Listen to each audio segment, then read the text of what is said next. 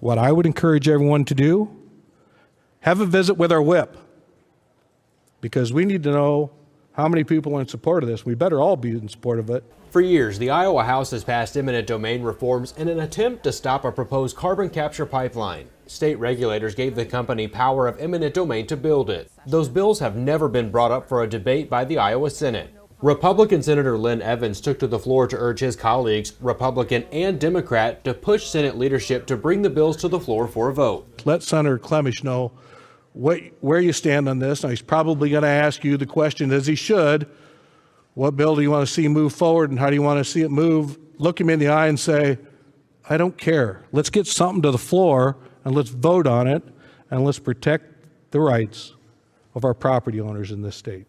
Monty Shaw with the Iowa Renewable Fuels Association says the pipeline would be a boost for Iowa farmers and the ethanol industry. He takes issue with lawmakers saying this is a constitutional issue because legislators don't mind eminent domain being used for gas and oil companies' pipelines. There's actually only one private entity that they don't want to use eminent domain, and that's the CO2 pipeline. So that tells you this is not about the Constitution. This is not about property rights. They don't care about property rights for any of those other projects.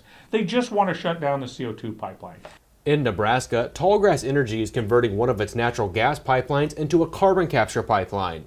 Shaw warns that if Iowa lawmakers are successful in stopping the Summit pipeline, the state could see its ethanol plants close without the technology. But if we screw this up in Iowa, we're not going to see Iowa plants grow. You're going to see plants on the Tallgrass pipeline grow. There's already lots of discussions in Nebraska of those plants about doubling and tripling in size. The legislative session is beginning to wind down, and senators who want to stop this pipeline will need to push for a vote soon if they want it to make it to Governor Kim Reynolds' desk this year. At the Iowa Capitol Bureau, I'm Connor Hendricks reporting.